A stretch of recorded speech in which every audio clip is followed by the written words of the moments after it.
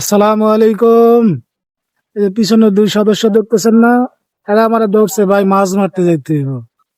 আর মাছ যে মারতে যাবো, মাছ কি পাওয়া যাবো নি? হ্যাঁ, কোন জায়গা মাছ মারতে যাবি? সামনে কি কি মাছ আছে? ওই আর গাড়ি খালি কই এই গাড়ি মাছ?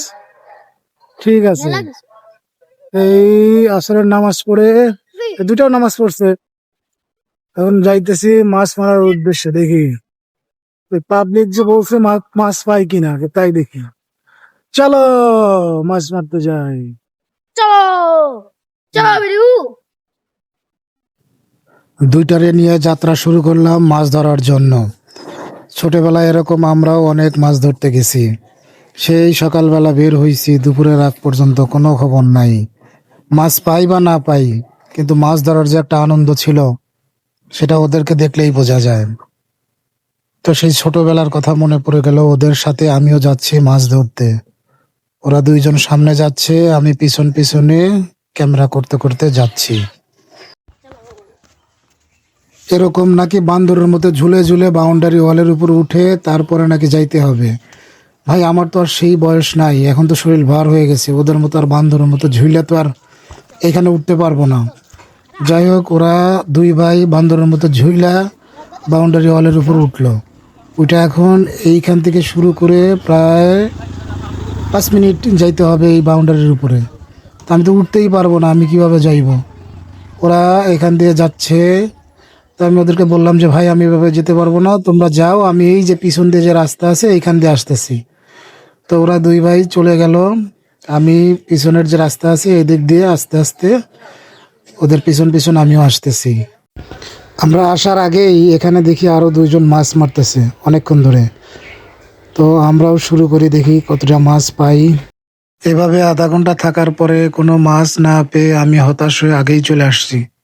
তারপরে কিছুক্ষণ পরে দেখি যে এরা দুই ভাইও আমার পিছন পিছন চলে আসছে। মাছ নাকি আজকে নাকি মাছ আদার খায় না, এই জন্য ওরাও চলে আসছে।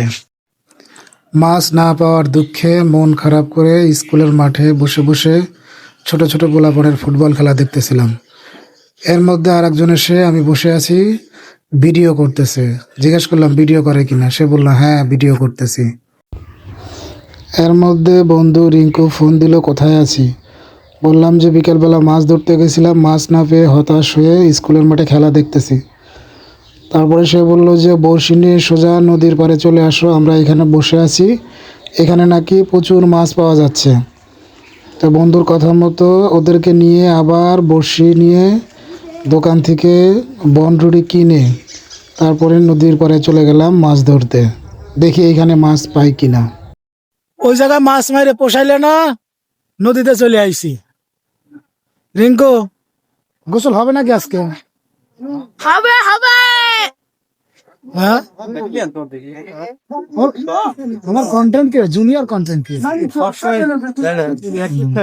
অ্যাক্টিভ মেম্বারেরা সবসময় আমি দূরে ভেলা মাছকে ধরে বাড়াইছে। মাটিতে হবে।